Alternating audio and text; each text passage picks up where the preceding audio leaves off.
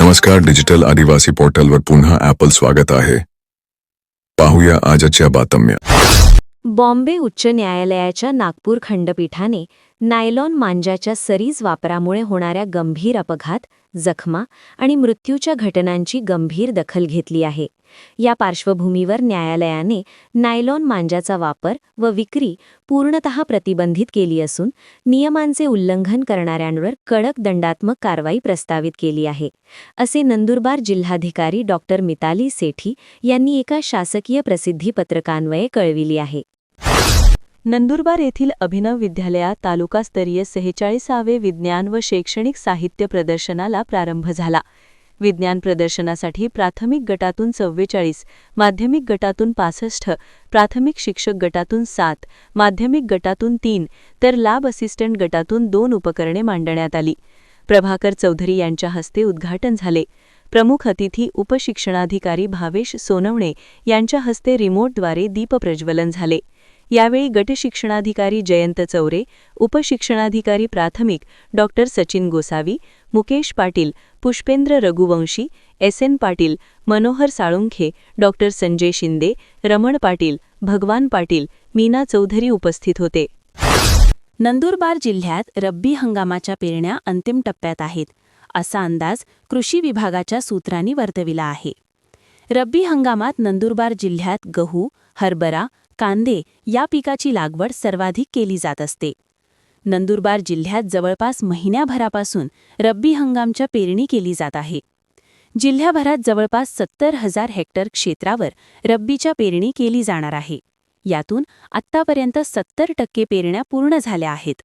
लवकरच 100% पेरण्या पूर्ण होतील, असा अंदाज कृषी विभागाकडून वर्तवण्यात आला आहे.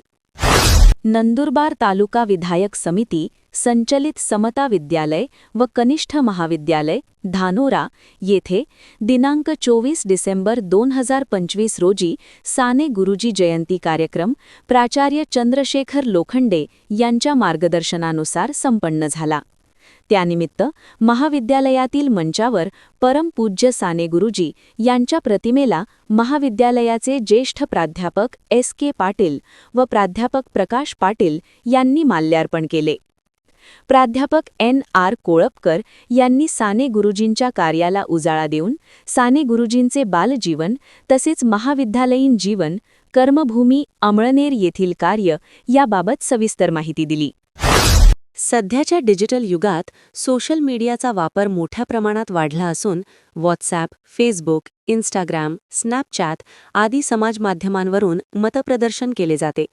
मात्र या माध्यमांचा गैरवापर करून 2 समाजांमध्ये, जातींमध्ये किंवा धर्मांमध्ये तेढ निर्माण होईल असे लिखाण, कमेंट्स, फोटो अथवा व्हिडिओ प्रसारित केल्यास संबंधितांवर कडक कायदेशीर कारवाई करण्यात येणार असल्याचा इशारा शहादा पोलीस स्टेशनतर्फे देण्यात आला आहे. नंदुरबार येथील शासकीय कृषी महाविद्यालयाच्या कृषी दूतांनी शेतकऱ्यांना विविध विषयांवर मार्गदर्शन केले. त्यात आधुनिक कृषी तंत्रज्ञान, पीक व्यवस्थापन, मृदा आरोग्य, कीड व रोग नियंत्रण आदी विषयांचा समावेश आहे. नंदुरबार येथील जिल्हा पेन्शनर्स असोसिएशनची 23वी वार्षिक सर्वसाधारण सभा व मेळावा गांधीनगरमधील पेन्शनर भवनात मधुकर साबळेच्या अध्यक्षतेखाली घेण्यात आली. यावेळी समस्यांसह विविध विषयावर चर्चा करण्यात आली.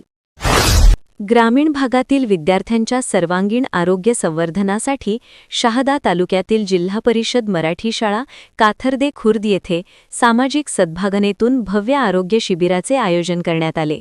शिबिरात प्राथमिक ते उच्च प्राथमिक अशा सर्व विद्यार्थ्यांची वैयक्तिक तपासणी करून त्यांना आवश्यक औषधे तसेच पोषणपूरक गोळ्या देण्यात आल्या. नंदुरबार तालुका विधायक समिती संचलित यशवंत विद्यालयात भूगोल प्रज्ञाशोध परीक्षा उत्साहात पार पडली. विद्यार्थ्यांमध्ये भूगोल विषयाची गोडी निर्माण करणे, भौगोलिक ज्ञान वाढविणे तसेच स्पर्धात्मक परीक्षांसाठी त्यांना सक्षम बनविणे हा या परीक्षेचा मुख्य उद्देश होता. या परीक्षेस विद्यार्थ्यांचा उत्स्फूर्तपणे प्रतिसाद लाभला. नवापूर सुरत रस्त्यालगत असलेल्या बंदिस्त पत्र्याच्या शेडमधील जुगाराच्या अड्ड्यावर स्थानिक गुन्हे शाखेच्या पथकाने शिताफीने छापा टाकून 14,36,602 रुपयांचा मुद्देमाल जप्त करण्यात आला. घटनास्थळी जुगार खेळताना 39 जण मिळून आल्याने या सर्वांवर गुन्हा दाखल झाला. नंदुरबार तालुका विधायक समिती संचलित यशवंत विद्यालयात स्वच्छतेचे प्रणेते संत गाडगेबाबा पुण्यतिथीनिमित्त यांच्या विशेष कार्यक्रमाचे आयोजन करण्यात आले. कार्यक्रमाच्या अध्यक्षस्थानी विद्यालयाचे प्राचार्य पुष्पेंद्र रघुवंशी होते. त्यांच्या हस्ते संत गाडगेबाबांच्या प्रतिमेचे पूजन करून अभिवादन करण्यात आले. रेल्वे लाईन दुरुस्तीच्या कामासाठी नवापूर तालुक्यातील खांडबारा खातगाव रेल्वे मार्गावरील रेल्वे क्रॉसिंग गेट क्रमांक 81 गेट हे उद्या 1 जानेवारी 2026 रोजी रस्ते वाहतुकीसाठी तात्पुरते बंद ठेवण्यात येणार आहे. नागरिकांनी सहकार्य करावे असे आवाहन रेल्वे प्रशासनाने केले आहे.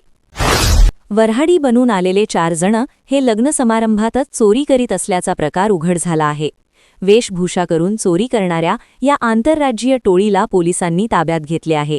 त्यांच्याकडून 2,20,830 रुपये किमतीचे सोन्याचे दागिने व रोकडेचा असा मुद्देमाल हस्तगत करण्यात आला. ही कारवाई नंदुरबार स्थानिक गुन्हे शाखा व नंदुरबार शहर पोलिसांनी संयुक्तरित्या केली आहे. राज्यात थंडीचा कडाका वाढला आहे. गाव शिवारात ठिकठिकाणी शेकोट्या पेटल्या आहेत. किमान तापमानात घट झाल्याने गुलाबी थंडीने नववर्षाचे स्वागत होणार आहे. वर्षाच्या सरत्या दिवशी राज्याच्या किमान तापमानात चढ उतार कायम राहणार आहे. तर नवीन वर्षात तापमानाचा पारा अधिक घसरण्याची शक्यता हवामान विभागाने वर्तवली आहे. शिवाय पावसाप्रमाणे थंडीचा मुक्काम देखील लांबणीवर जाणार आहे. बाजार करून घरी जात असताना डोंगरावरून पाय घसरून दरीत जाऊन पडल्याने एकाचा मृत्यू झाल्याची घटना दहेल सोलाबारीपाडा येथे घडली. या प्रकरणी मोलगी पोलीस ठाण्यात अकस्मात मृत्यूची नोंद करण्यात आली आहे.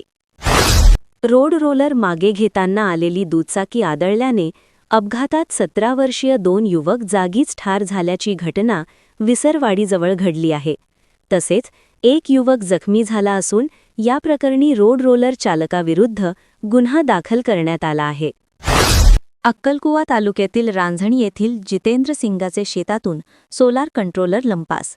भगवानसिंग वळवी यांच्या शेतातून कंट्रोलर चोरीला गेले आहे. चोरट्यांनी 25,000चे सोलार पंपाचे कंट्रोलर चोरून नेले. याबाबत जितेंद्र सिंग वळवी यांनी अक्कलकुवा पोलीस ठाण्यात फिर्याद दिली आहे. त्यानुसार अनोळखीविरुद्ध गुन्हा दाखल करण्यात आला आहे.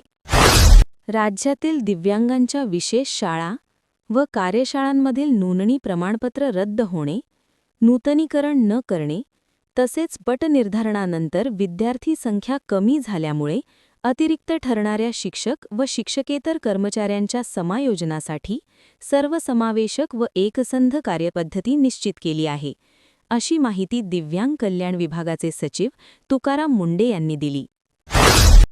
अशाच नवनवीन बातमीसाठी आपल्या YouTube चॅनल डिजिटल आदिवासी पोर्टलला सबस्क्राईब करून घ्या.